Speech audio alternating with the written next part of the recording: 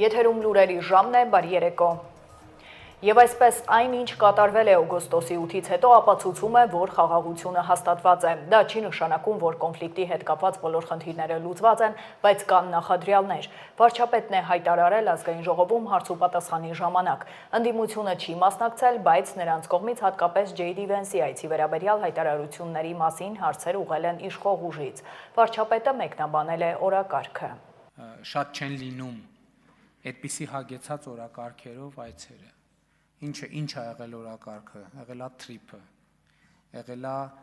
օգոստոսի 8-ին Վաշինգտոնում ստորագրված 3 մեր մտադրությունների հուշագիրը։ Հիշում եք այն ժամանակ էլ ասում են, հա դե մտադրությունների հուշագիրը։ Հետո ես էլ ասում եմ դրան համար, որ հետագայում նաև դրանց հիման վրա պրոցեսներ տեղի ունենան։ Ընդ որում թրիփի շրջանակներում քննարկվել է հնարավոր էլեկտրաէներգիա, էլեկտրական հաղորդման գծեր, խողովակաշարեր, մալուխներ, երկաթուղային, ես անկեղծ ասած հիմա ուզում եմ հիշեմ ծավալով, ավելի մեծ ծավալուն քննարկումներ, նկատի ունեմ տնտեսական և քաղաքական երբեմն վերջին անգամ ունեցել։ Անվտանգային էլ չեմ ասում, որ առաջին անգամ ընդ որում այսպիսի բան հաճախ չի լինում, որ Միացյալ Նահանգները հենց այցի ընթացքում պաշտոնական ցույց է դրվում, որ ժամանակակից, ամենաժամանակակից հետախուզական տեխնիկան է մատակարարվում Հայաստանի Հանրապետությանը, բայց սա ինչի մասին է։ Սա նրա մասին է, որ Հայաստանի և Ադրբեջանի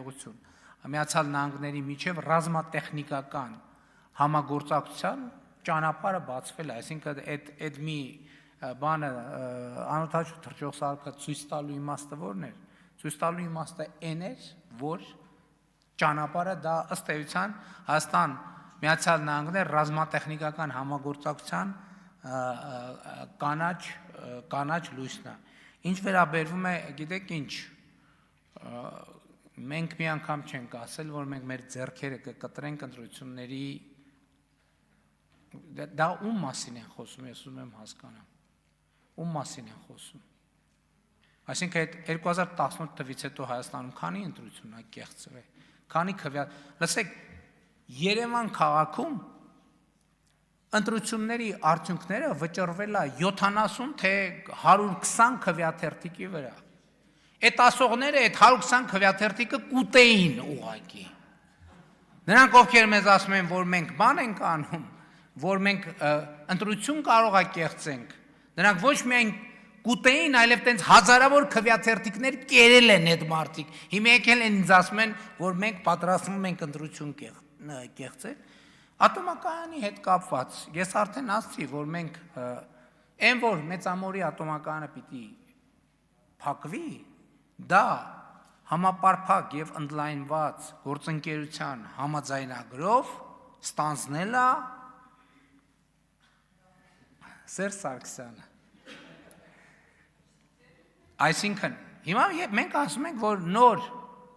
ատոմային կայան ունենալու հարցը քննարկում ենք մի քանի գործընկերների հետ՝ Ռուսաստան, Միացյալ Նահանգներ, Ֆրանսիա, Կորեա, Հարավային Կորեա և Չինաստան։ Եվ Միացյալ Նահանգներն էլ ակնհայտորեն արդեն 1-2-3 համաձայնագիրը ստորագրեց ԵՄ-ի ներդրումներից, այս պահի դրությամբ մենք 900 միլիոն եվրոյի ունենք ծրագրեր և առաջիկայում այդ ծրագրերը կավելանան։ Եվ նաև իդեպ հյուսիս-հարավի Սիսիան, Քաջարան հատվածի կառուցման գործում էր, այս ծրագրի, այս փաթեթի շրջանակում ներդրումներ տեղի կունենան և այլն և այդպես շարունակ։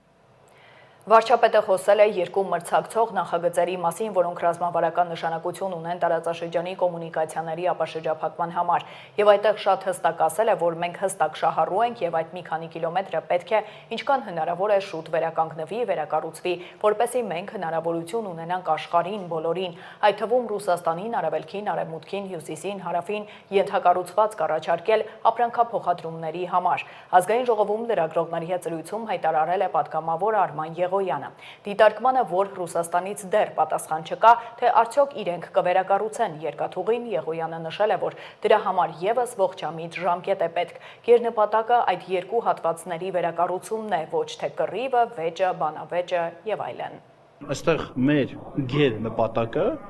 այդ երկու հատվածների վերակառուցումն է, ոչ թե կռիվ, վեճ, բանավեճ, չանածեցել եւ այլն, այլ այդ մի կողմից 2-3 կիլոմետրն է, մյուս կողմից ավելի կարճ է վերակառուցելն է։ Դրա համար ինչ որ պետք է մենք անելու։ Պարոն Եղոյաննեք հատուկ շեշտվելու է, որ թե դա ինչ ստանդարտներով է վերանորոգվելու։ Նախ Ռուսաստանն իր ստանդարտներով է վերանորոգվելու։ Դե ինքը երկաթգիծը արդեն իսկ ունի որոշակի ստանդարտ, այսինքն երկաթգիծը ինքը տեղով, մեր հին երկաթգիծը, դա եթե չեմ սխալվում նույնիսկ դանդաղ է գնում, պետք է ինչ-որ արևմտյան չափանիշ լինի, որ արագ գնա։ Արևմտյան եկեք երկու բան իրար չխառնենք, էլի,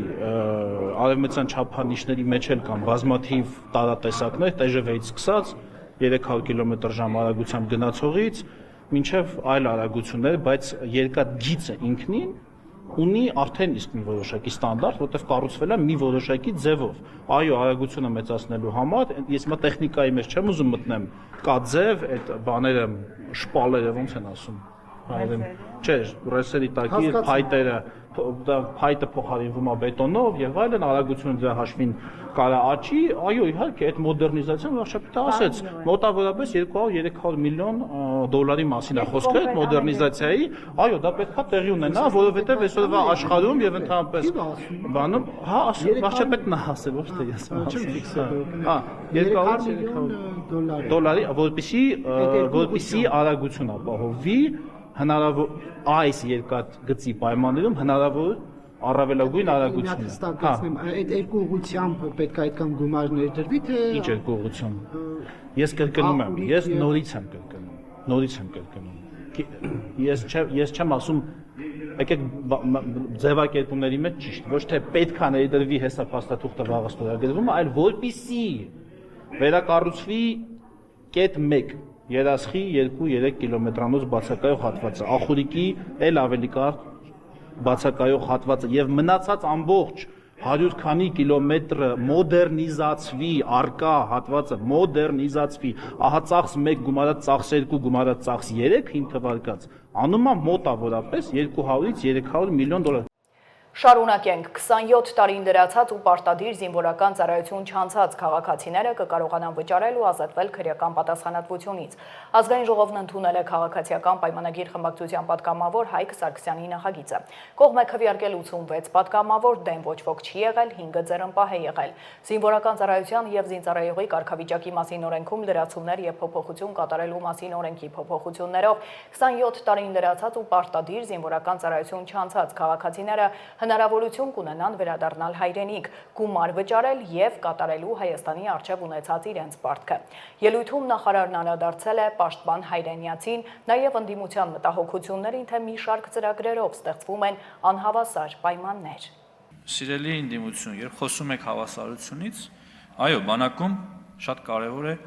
օրենքի առաջ բոլորի հավասար լինելը։ Բայց բանակում շատ կարևոր է, որ մարդիկ իրենց աշխատանքի, իրենց պատրաստության մակարդակին համապատասխան բավարարում ստանան, գումար ստանան։ Մենք չենք կարող ոչինչ չանող, պարզապես համազգեստ հագնող մարդուն ու պատրաստականության բարձր աստիճան ունեցող զինվորականին հավասար կերպով նայել։ Բայց ինչպես ընդգծենք, որ մեր քաղաքականությունը եւ մեր իդեալը լավ զինվորականն է։ Հիմա հարց է բարձրացվում թիկունքային աշխատողը ինչի է ավելի պակաս ստանում կամ քան հատուկ նշանակության ուժերի ստորաբաժանման զինվորները։ Ռիսկայնությունը, պարոն Մանուկյան։ Կյանքի հետ կապված ռիսկերով պայմանավորված։ Ֆիզիկական պատրաստվածության մակարդակով պայմանավորված։ Համակարգերը, մեխանիզմները այսօր հավասարապես ստեղծված են բոլորի համար։ Բոլորի համար։ Ու չի կարող լինել այսօր բանակում մեկը, ով ասի ես ունեմ բարձր պատրաստվածություն, բայց այսօր ես չեմ գնահատվում, ես չեմ վարձատրվում։ Չկա նման բան պարզապես։ Ձեր սիրած թեման, իդեպ մեր վերջին հրապարակումից հետո, քանի որ դուք շարունակելու եք խոսել մինչև մենք ամբողջությամբ եւ հագուստը կփոխենք եւ ձեր սիրելի բատինկաները, բայց ձեզ կարող եմ ցույց տալ նատոական բանակում նույն կոշիկները, տարբեր տեսակի կոշիկները, գունային տարբեր երանգներ են ունենում, բայց մեր նոր համակարգով բոլորը միանման են լինելու, միագույն են լինելու, եւ հուսամ դուք դա տեսել եք, եւ առաջիկայում առիթ կունենանք նաեւ ավելի հանգամանալից եւ ավելի հիմնավոր դա ձեզ ցույց տալու եւ մեր հանրության դատին հանձնելու։ Սիրելի հայրենակիցներ, ես ուզում եմ մենք ճիշտ ընկալենք ինչ է իրենից ներկայացնում Պաշտպան հայրենյաց ծրագիրը եւ ըստ էության համակարգը։ Սա դառնում է մեր բանակի համար լրջագույն հենարան եւ սա մի ուրույն միավոր է, մի ուրույն փաղանգ է, որը դառնալու է մեր բանակի հենասյունը ու դառնալու է մեր բանակի պայմանագրային համալրման ամենակարևոր խողովակը։ Սա խողովակ է, որը կապում է պարտադիր ժամկետային զինծառայությունը պրոֆեսիոնալ պայմանագրային ծառայության հետ։ Եվ քանի որ մեր տեսլականն է ունենալ պրոֆեսիոնալ բանակ, բայց միևնույն ժամանակ չհրաժարվել ժամկետային ծառայությունից, մենք կարողանում ենք ստեղծել միմյանց փող լրացնող այս կարևոր համակարգ։ Կկարգավորվի օտարերկրյա տիրույթներում հեռարձակվող հեռուստաալիքներում Հայաստանի ներքաղաքական կյանքին միջամտող բովանդակությունը։ Տեսալսողական մեդիայի մասին օրենքում փոփոխություններ եւ լրացումներ կատարելու մասին օրենքի նախագծի զեկուցողը բարձր տեխնոլոգիական արդյունաբերության նախարարն էր։ Մխիթար Հայրապետյանի խոսքով Հայաստանի տեղեկատվական անվտանգությունը պատշաճ ապահովելու դեպի Հայաստանի քաղաքացիներ բացասական տեղեկությունը նվազեցնելու, նաեւ տեսալսողական մեդիա ոլորտում արկա իրավական կարգավորումները կամ բացերը լրացնելու եւ հավասար մրցակցային պայմաններ ապահովելու նպատակով առաջարկվում է նոր կարգավորումներ սահմանել։ Ընդդիմությանը զարմացրել է ինչու նման իրենց խոսքով բովանդակային հարցը զեկուցում է նախարարը։ Կարգավորող մարմինը, հեռուստատեսության եւ ռադիոյի հանձնաժողովը հնարավորություն կունենա սանկցիա կիրառել ցանցային օպերատորների նկատմամբ այն պարագայում, եթե արձանագրվեն առերևույթ խախտումներ Հայաստանի ներքաղաքական կյանքին միջամտելու տեսանկյունից, որի պարագայում վարույթը հարուցվելու պարագայում ցանցային օպերատորը պետք է տվյալ հաղորդումը այլևս չհեռարձակի մինչև այն պահը, երբ որ վերջնական որոշումը կայացված կլինի։ Դրանք չիրականացնելու պարագայում ուրեմն պատասխանատվության ենթակա սուբյեկտ կհամարվի ցանցային օպերատորը։ Բացի այդ մենք նաև տուգանքների մեջ որոշակի փոփոխություններ ենք առաջարկել եւ սահմանել ենք ցանցային օպերատորին լիցենզիայի կասեցման եւ դադարեցման հիմքերը եւ դրանց կիրառման մեխանիզմները։ Սա է ըստ էության այս օրենսդրական նախաձեռնության հիմնական էությունը։ Fox News-ը ռեպորտաժ է տալիս, ասում է ոստիկանությունը բռնություն է կիրառել։ Լավ, հիմա բռնություն կիրառելը կարող է դիտվի որպես հանրային կարծիքի ձևավորում։ Կարող է դիտվի որպես նախարարին վարկաբեկելու փորձ, այդ այն մենյունը, որը դուք կարդում եք։ Այսինքն, այս դեպքում, եթե ընդհանրենք ՀՄԵԿ-ը տալիս է Fox News-ը կամ Երկիր մեդիան Հավարտեք խնդրեմ։ Հետո ինչ է լինելու։ Պարոն Խաչատրյան, ես ինչու պարոն Մանուկյանի հարցին պատասխան ասացի, որ առավելագույնս կարող եմ իմ կարծիքը հնչեցնել, որովհետև ես մնում եմ այն համոզման, որ յուրաքանչյուր ինստիտուտ իր գործով պիտի զբաղվի։ Վտա նախարարությունը, որը տվյալ պարագայում ներկայացնում է կառավարության դիրքորոշումը այստեղ, առավելագույնս կարող է դաշտ ստեղծել, իրավական դաշտ ստեղծել կարգավորող մարմնի համար։ Մենք այսօր ասում ենք, եթե օրինակ ձեր կարծիքով, հենց ձեր կարծիքով որևէ ցանցային օպերատորի կողմից անուններ հնչեցրեց պարոն Մանուկյանը, ասենք գերմանական Deutsche Welle-ն կամ ռուսական որևէ հեռուստաալիք, չգիտեմ, էական չի, ակնհայտորեն խախտում արեց եւ դուք դա խոստովանեք, այսօր հեռուստատեսության եւ ռադիոյի հանձնաժողովը ունի 0 լծակ դա թույլ չտալու, որ հասնի մեր քաղաքացին։ Ես ընդհանրապես ասում եմ, այս նախագծի էությունը, որ հեռուստատեսության եւ ռադիոյի հանձնաժողովը, որը սահմանադրական մարմին է, թե այնտեղ ինչ կոմպետենցիաներ կան, ես դրա գնահատական տվողը չեմ։ Հանձնաժողովի անդամներին ազգային ժողովն է ընտրում եւ ես նորից այդտեղ որևէ լիազորություն եւ իրավասություն չունեմ այդ դաշտ մտնելու։ Այդ ինստիտուցիոնալ դաշտա եւ այդտեղ յուրաքանչյուր ինստիտուտ իր գործով պիտի զբաղվի։ Արձագանք, պարոն Խաչատրյան։ Դե հենց իմաստացնել յուրաքանչյուրը իր գործով պետք է զբաղվի։ Ձեր գործը միջավայր տրամադրելն է, ոչ թե կոնտենտի մասին օրենք զեկուցելը։ Հիմա պատկերացեք տեղի ունենում պատահար, դեպք, դատի են տալիս այդ հեռուստաընկերությանը, հեռուստաընկերությունը գնում է, ասում է Մխիթար Հայրապետյան, ասում է ինչ է, իմ կարծիքով դա հանցագործություն չի, որտեղ Մխիթար Հայրապետյանը sense բանը ասել։ Դատարանը չի ասի, չէ՞, Մխիթար Հայրապետյանի կարծիքով դա հանցագործություն է կամ հանցագործություն չի։ Օբյեկտիվ չափորոշիչներ են պետք, այսինքն ընդունում ենք մի օրենք, ընտրությունների նախաշեմին,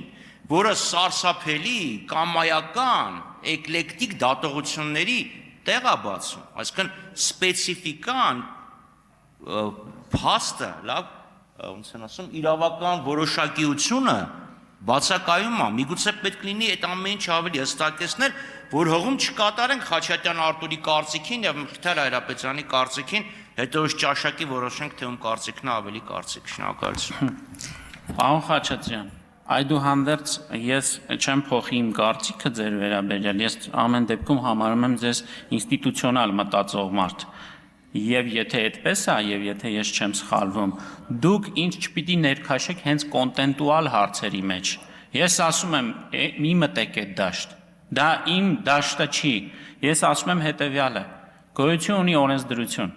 Մենք քաղաքականություն մշակող մարմին ենք։ Մենք ասում ենք, որ կարգավորող մարմինը պիտի վերջապես առաջին անգամ ընդհանրապես օրենքով ստանալ լիազորություն անդրադառնալու այդ տեսակ հարցերին։ Մնացածը պրոֆեսիոնալ աշխատանք է, պարոն Խաչատրյան։ Եվ ես կարծում եմ, որ շատ տարօրինակ կլիներ, եթե քաղաքական մարդը գար ազգային ժողովի ամբիոնից սկսեր հանկարծ ասեր գնահատականներ տար, թե որն է համարվում ներքաղաքական կյանքին միջամտություն, թե ոչ։ Ես ներողություն ամենայն հարգանքով այդ սադրանքին չեմ տրվի։ Պարզապես ես ասում եմ, առաջարկում եմ ձեզ, որ հանձնաժողովը ստանա այդ լիազորությունը, որպեսզի նաև որը տարատեսակ տեղեկատվական հարցակումների պարագայում եւ հանրային պահանջը եւ ձեր ազգային ժողովի պահանջը կարողանա լիարժեք կերպով պատասխանի։ Հանձնաժողովի նախագահ ամեն տարեկան զեկույցի ժամանակ հենց այս ամբիոնից գալիս եւ արձանագրում է, որ այն հարցերը, որոնք հիմնականում բարձրաձայնվում են, դրանց պատասխանը օրենսդրական բացի մեջ է։ Մենք այդ բացն ենք ուզում լրացնել։ Հունիսի 7-ին ազգային ժողովի հերթական ընտրությունն է։ Նոր Հայաստան հեռուստաընկերությունը հավասար պայմաններ է ապահովելու թեկնածուների եւ մասնակցող կուսակցությունների դաշինքների համար։ Նախընտրական քարոզչություն իրականացնելու համար հեռուստաընկերությունում եթերաժամի 1 րոպեի սակագինը 15,000 դրամ է, ներառյալ հարկերը։ Շարունակենք, քննչական կոմիտեն հրապարակել է վաղաշաբաթի ընտրություններին առնչվող ձայնագրություններ, տվյալներ են ձեռք բերվել այն մասին, որ 2025-ի նոյեմբերի 16-ին վաղաշաբաթ համայնքում տեղական ինքնակառավարման մարմինների ընտրությունների ընթացքում հաղթանակ կուսակցությունների դաշինքի ավականու ցուցակում ընդգրկված ՍԴ-ն, ՆՕ-ն եւ նույն դաշինքի աջակիցներ ԱԱ-ն եւ ՄՄ-ն նախնական համաձայնությամբ խմբի կազմում ընտրությանը մասնակցելու իրավունք ունեցող մի շարք անձանց ուղղորդել են քվեարկել դաշինքի օգտին այդ կերպ խոչընդոտելով անձնական ընտրական իրավունքի ազատ իրականացմանը։ Նախաքննության ընթացքում 7 անձի նկատմամբ հարուցվել է հանրային քրեական հետապնդում, 6 մարդ ձերբակալվել է կալանքը որպես խափանման միջոց կիրառելու նպատակով դատարան ներկայացնելու համար։ Նրանց բնակության հասցեներում եւ կից օժանդակ շինություններում կատարվել են խուզարկություններ, որոնց արդյունքում հայտնաբերվել են քրեական վարույթի համար նշանակություն ունեցող փաստաթղթեր։ Հիշեցնեմ, առավոտյան հաղթանակ դաշինքի ցուցակը գլխավորած Սևակ Խաչատրյանը Facebook-ի էջում գրառում էր արել, պնդելով, թե վաղ առավոտից բռնաճնշումներ են սկսվել վաղաշաբաթի ընդդիմադիր հայացքներ ունեցող տարբեր անձանց նկատմամբ։ Սակ։ Կարա զանգես են մխոյենց։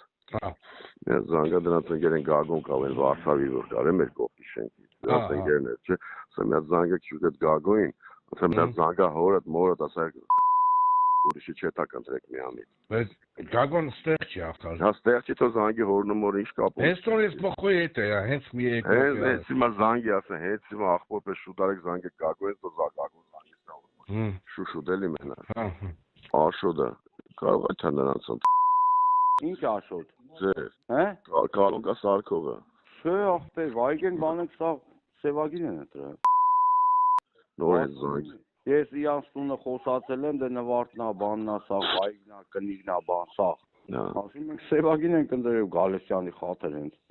Այս օրաշը Ինքը նայա, կարող է գիտես ինչ անի։ Ինքը պետական աշխատող է։ Կարող է երկու հաղ ջոգում ես, դու էլ գործում ես։ Ապա դեսի դա իմ ոնց է նշում եմ թե Սա հով նայ 8 թերթիկ են տալի, չէ՞։ 8 թերթիկ են տալի։ Մի հատ դնում ես սրա մեջ, այն 7 հատ ասում ես ընդ տեղ կա, զիբիլի բանի մեջ, ես դեմը ընդ տեղ կա, ասում ես։ ներսում է դի։ Այդ դե դիասիկի մեջ։ ջոգի։ Առաջինը վեկանացի սուպերտի։ Բլդուլսի մենակ։ Հա։ Ֆուր կդնես վրան։ Հա, քիշն եմ։ Ահա, հետ ֆուր կդնես վրան։ Հա, հետը քիշն եմ։ Ասա հետևից ես եմ մտնելու, տենամ էլ թուղթն դե տեսնես, լավ։ Բայլուս կներես գևս։ Տարմ դե ժողովրդին ասա որ մեկ։ Հարութի համարը չունեմ, էլ mən զանգի հարութին հելա վերև, ասա որ առաջինը։ Երևանի հարութին հրանտո եմ։ Հիմա զանգի հենց հիմա քանի տեղ չի ասա։ Այլ հելավ էլ որ իստում էլ իշտի ինչ անես հելավ ընդ է։ Հելավ դուց, հա։ Հա, զանգի հիմա։ Արմինեն եմ։ Ստավից։ Հա, Արմինե ջան։ Լսի հələ բանը քեզի ասացիների ցույց տվել էին։ Հա։ Ոնց է վիճակը։ Եկել են։ Լավ, մի հատ ես խնդրել եմ որ մեր աղջիկը մի հատ տեղեկություն հաղորդել ինձ։ Ինչի հետ կապված ասա մի հատ հասկանամ։ Մի հատ ինքը իրանց հետ կապի է, էլի ես այդպես կապի չեմ, մարդիկ կան որ ես չեմ էլ ճանաչում դեմքով դաժե։ Հա։ Հա, ուղղակի պետք է զանգվի իմացի եկել եմ թե չէ։ Հա, մի հատ հետները կապի լինի, պլյուս մինուս անի զանգի ինձ, լավ։ Լավ, ասենք ովքեր որ չեն եղել, դու կարմիր չէի, դրանց մի հատ զանգեք կազմակերպենք Սավտան։ Լավ։ Լսիլը տատին տարակ հար։ Հա, ընտրեք։ Հարցավ գա։ Դու հետը օգնիր մտա, թե։ Չէ, մտա պարզներն ասի հետ եկել եմ, գնացին դե բացատրել էին իրան։ Չէ, դու ասիր ես ուզում եմ մտեմ օգնեմ, տատս է։ Դու օրենքով գրանցվեր, մտներ օգներ։ Ընտրելա գիտի ինքը։ Հա, դե վեշ։ Մասնակցի զիբիլը մեկը դրին դե տվի։ Հա, ընտրելու ձևի գիտես, չէ՞ ոնց ես ընտրում։ Փոխվել է։ Հա։ Փոխվել է, հիմա քեզի 8 հատ թուղթ են տալու 1 2 3 4 5 6 7 8։ Հա։ Հա։ Այդ մեկը դնում ես այդ ծրարի մեջ, մի հատ էլ ծրար են տալու։ Մեկը դնում ես ծրարի մեջ, այն 2 3 4 5 6 7 8 շփրտում ես ընդ հետևը զիբիլ կա, զիբիլի մեջ։ 2025 թվականն առողջապահական համակարգի համար պատմական է որակում նախարարը։ Անահիտ Ավանեսյանը ներկայացնելով կատարվածը նշել է, որ գալու է մի օր, որ տարեկան զննումներ անցնելը դառնալու է պարտադիր։ Քայլեր են արվում, որ տարեկան զննումն անցնելու հարմարավետությունն էլ ապահովեն։ Նախարարը հայտնել է, որ առողջապահական համակարգի մի քանի կարևոր ցուցանիշներ կան, որոնք խոսում են այն մասին, թե արդյոք կատարված աշխատանքներն արդյունավետ են եղել, թե ոչ։ Ամենակարևորն ու առաջնայինը կյանքի միջին տևողությունն է։ Թվերը սովորաբար ամփոփվում են տարեսկզբին, 2025 թվականի թվերը դեռ չկան, իսկ 2024-ի արդյունքների համաձայն Հայաստանում կյանքի միջին տևողությունը երկարել է, այն է 78 տարեկան է։ Ավանեսյանը նաև պատասխանել է հարցին, արդյոք մարդիկ պարտադիր պետք է բողոք ունենան, որպեսզի կարողանան օգտվել ապահովագրությունից։ Ապահովագրությունը հասանելիություն է բժշկական ծառայությանը ըստ անհրաժեշտության եւ ըստ ճիշտ ուրեմն տրիաժավորման, կարիքի տրիաժավորման։ Այո, կլինեն ծառայություններ, որոնք գուցե հերթագրման անցնենք, դեռ առաջի ամսի մեր արդյունքները մեզ այսպես լավատեսություն են ներշնչում, որ այդ հերթագրումները չպիտի որ երկար լինեն։ Հիմա կտեսնենք փետրվար, մարտը, որովհետև հունվարը նաև որոշակի առումով սպეციფիկ է հանգստյան օրերի առումով, ձնառատ է եղել եւ այլն եւ այլն։ Առաջին երամսյակը ամփոփելով մենք իհարկե կանխատեսումները մեր շատ ավելի ճշգրիտ կլինեն, բայց այստեղ էլ ես կարծում եմ, որ ընթացքը մեկնարկը եւ մարդկանց վարքագիծը ես նաև ուզում եմ ընդգծեմ, որ շատ համահունչ էր մեր քաղաքականությանը եւ քաղաքացիները ըստ էության այո ունեն կուտակված կարիքներ, տարիների, տասնամյակների կուտակված կարիք կա։ Եվ այդ կարիքը բավարարելու առումով այո դիմելիությունը մենք տեսնում ենք, որ իսկապես աճում է։ Բացի դրանից, գոհունակության տարածումը նաև եւս հանգեցնում է, որ մարդիկ հավատում են, հասկանում են, որ իսկապես այս ծառայությունները հասանելի են եւ առաջիկա ամիսներին ելի կաճի, բայց համակարգը եւ ռիսկերը կառավարելի են։ Մենք ունենք բավական գործիքակազմ ճիշտ այս արձանագրումները անելու եւ միջոցներ ձեռնարկելու եւ կարծում եմ սահուն կերպով շարունակելու ենք։ Մեր սիրելի քաղաքացիները, ովքեր առողջության համընդհանուր ապահովագրության շահառու են, կարող են գնալ եւ տարեկան զննումները անցնել։ Եվ մենք դա խրախուսում ենք եւ պիտի ասեմ, որ գալու է մի օր, որ դա դառնալու է պարտադիր։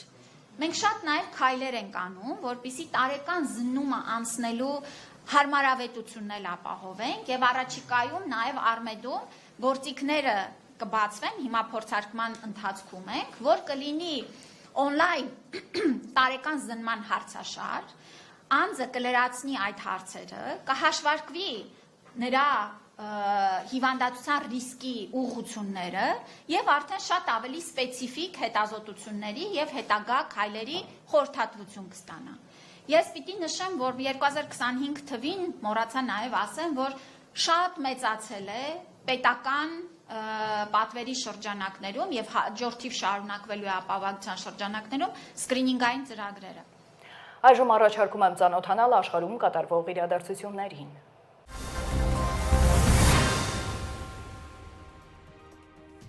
Կատարի էմիր Շեյխ Թամիմ բին Համադ Ալ Թանին եւ ԱՄՆ նախագահ Դոնալդ Թրամփը հեռախոսազրույց են ունեցել։ Հեռախոսազրույցի ընթացքում քննարկվել են տարածաշրջանային լարվածության թուլացման եւ կայունության ջանքերը։ Զրույցի ընթացքում կողմերը մտքեր են փոխանակել տարածաշրջանային եւ միջազգային ասպարեզներում տեղի ունեցող կարևոր զարգացումների, մասնավորապես տարածաշրջանում ստեղծված իրավիճակի եւ լարվածության թուլացման, տարածաշրջանային անվտանգության եւ խաղաղության ամրապնդմանն ուղղված միջազգային ջանքերի վերաբերյալ։ Երկու առաջնորդները քննարկել են բարեկամ երկրների միջև ռազմավարական հարաբերությունները, ինչպես նաեւ տարբեր ոլորտներում աջակցության եւ զարգացման ուղիները։ Հեռախոսազրույցը տեղի է ունեցել Դոնալդ Թրամփի եւ Իսրայելի վարչապետ Բենյամին Նեթանյահուի հանդիպումից առաջ։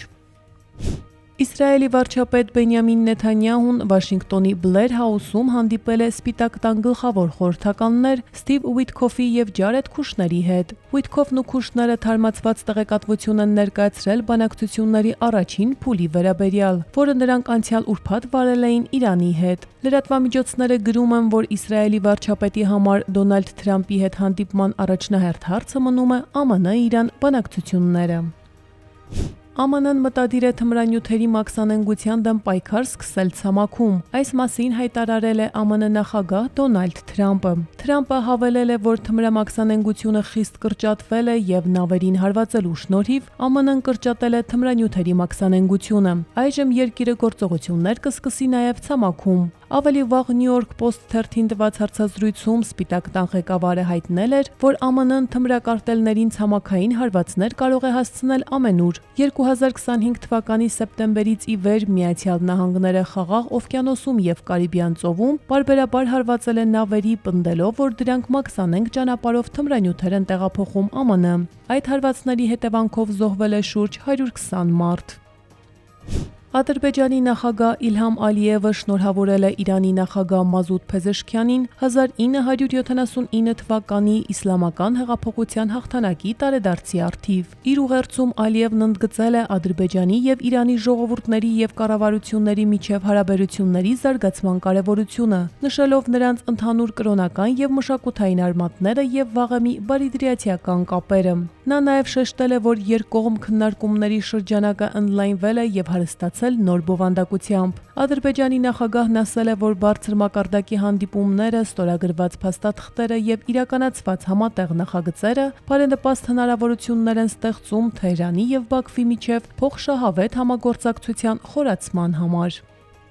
Ռուսաստանը եւ Ուկրաինան նոր հարվածներ են հասցրել միմյանց, որոնց հետևանքով Ուկրաինայում կան զոհեր, Ռուսաստանում ավերածություններ։ Ռուսական հարվածների հետևանքով Ուկրաինայի Խարկովի մարզում 4 մարդ զոհվել է, այդ թվում 3 երեխա։ Տեղական իշխանությունները ռուսական հրետակոծությունների պատճառով Խարկովի մարզի էներգետիկ ոլորտում ստեղծված իրավիճակը հայտարարել են արտակարգ։ Կիևի քաղաքապետ Վիտալի Կլիչկոն հայտարարել է, որ Դարնիցայի ջեկին ռուսական հարվածների հասցրած վնասի պատճառով չեն կարողացել ջեռուցվել Կիևի Դարնիցկիի եւ Դնեպրովսկի շրջանների 1100 բազմահարկ շենք։ Կլիչկոն հայտնել է, որ տարբեր շրջաններում եւս 200-ից ավելի շենք ջեռուցումից զուրկ են։ Ընդհանուր առմամբ գիշերը Ռուսաստանի Դաշնությունը Ուկրաինայի ուղղությամբ արձակել է 129 անօդաչու թռչող սարք, որոնցից 100-ը խոցվել են կամ ճնշվել։ Ռուսաստանի պաշտպանության նախարարությունը իր հերթին հայտնել է, որ փետրվարի 11-ի գիշերը հակաօդային պաշտպանության համակարգերը խոցել են 108 ուկրաինական անօդաչու թռչող սարք։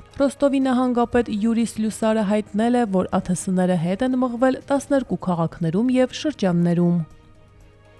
Ալբանիայի մայրաքաղաք Տիրանայի կենտրոնում երեքշաբթի երեկոյան տեղի ունեցած բողոքի ցույցի ժամանակ ոստիկանությունը արցունքաբեր գազ եւ ջրցան մեքենաներ է կիրառել ընդդիմության հազարավոր կողմնակիցների դեմ, ովքեր պահանջել են երկրի կառավարության հրաժարականը։ Ոստիկանությունը տեղեկացրել է, որ 16 ցուցարար այրվածքներով եւ այլ վնասվածքներով տեղափոխվել է հիվանդանոց, հավելելով, որ 13 ցուցարար բերման է ենթարկվել։ Վարչապետ Էդի Ռամայի կառավարությունը քննադատության է ենթարկվել փոխվարչապետ Բելինդա Բալուկիի հետ կապված կոռուպցիոն մեղադրանքների պատճառով, սակայն Ռաման դիմադրել է նրան պաշտոնանկ անելու կոչերին։ Երեքշաբթի երեկոյան Ալբանիայի մայրաքաղաքում բողոքի ակցիային մասնակցել են հազարավոր մարդիկ։ Սա վերջին ամիսների ընթացքում Ռամայի հրաժարականի պահանջով նմանատիպ երրորդ ցույցն է եղել։ Անվտանգությունն ապահովելու համար ավելի քան 1300 ոստիկան է ներգրավվել։ Նախորդ բողոքի ակցիաները նույնպես ուղեկցվել են բռնությամբ։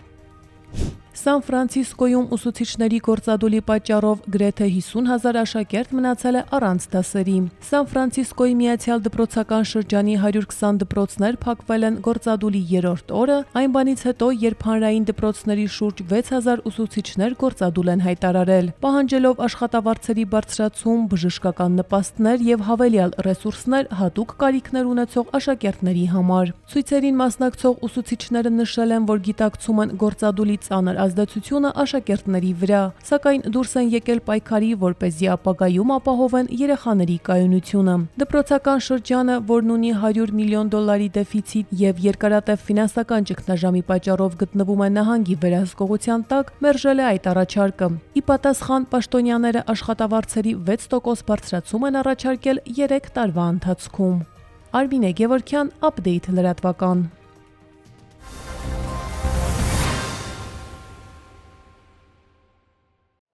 Շարունակենք, համայնքային ոստիկանների օպերատիվ գործողությունների շնորհիվ կանխվել են ողբերգական զարգացումներ, մանրամասները տեսանյութում։ Փետրվարի 7-ի երեկոյան ներքին գործերի նախարարության ոստիկանության օպերատիվ կառավարման կենտրոնից հաղորդում ստացվեց համայնքային ոստիկանության Շենգավիթի բաժին։ Հայտնեցին, որ օտարերկրացի մի կին ահազանգել է, թե իր ընկերուհու հայրը եկել է արտասահմանից, դստերը սպառնացել, որ կսպանի, այժմ էլ առևանգել է նրան։ Համայնքային ոստիկանների անհետաձգելի միջոցառումներով օպերատիվորեն պարզվեց ահազանգողի ընկերուհու գտնվելու վայրը։ Ստացված ահազանգից անմիջապես հետո մեկնեցինք Երևան քաղաքի Արշակունյաց պողոտայում գտնվող առևտրի կենտրոն, որտեղ զրույց ունեցանք դստեր հետ, ով հայտնեց, որ հայրն իրեն սպառնացել է, որ կսպանի։ Ապա ձեռնարկեցինք օպերատիվ հետախուզական միջոցառումներ, որի արդյունքում պարզվեց, որ հայրը գտնվում է Երևան քաղաքի Արամի փողոցի սրճարաններից մեկում։ Ոստիկանների տեղեկությունը ճիշտ էր։ Արտասահմանից ժամանած 48-ամյա տղամարդը սրճարանում հայտնաբերվեց, հոգեկան ներգործության կասկածանքով ձերբակալվեց եւ տեղափոխվեց համայնքային ոստիկանության Շենգավիթի բաժին։ Հաշվի առնելով նախկինում կատարված եւ բացահայտված նմանատիպ ողբերգական դեպքը, երբ ոստիկաններին չէին տեղեկացրել հետապնդումների մասին, այս անգամ շնորհիվ արագ ահազանգման եւ օպերատիվ արձագանքման Համայնքային ոստիկաններին հաջողվեց կանխել հետագա զարգացումները։ Կազմված փաստաթղթերը ներկայացվել են նախաքննական մարմին, տղամարդը տեղափոխվել է ձերբակալվածների պահման վայր։ Ծանուցում հանցագործության համար մեղադրվողը համարվում է անմեղ, քանի դեռ նրա մեղավորությունն ապացուցված չէ քրեական դատավարության օրենսգրքով սահմանված կարգով, դատարանի օրինական ուժի մեջ մտած դատավճռով։ Եվ վաղը գիշերն ու առավոտյան հանրապետության ավտոճանապարհներին սպասվում է մերկասառույց, առանձին շրջաններում ժամանակ առ ժամանակ տեղումներ կլինեն։ Փետրվարի 15-ից 16-ը սպասվում է առանց տեղումների եղանակ։ Օդի ջերմաստիճանը փետրվարի 13-ից աստիճանաբար կբարձրանա 4-ից 6 նիշով, իսկ Լոռիում, Տավուշում եւ Սյունիքում 8-ից 10 նիշով։ Այսքանը դուք դիտում եք Update լրատվականը, հաջողություն։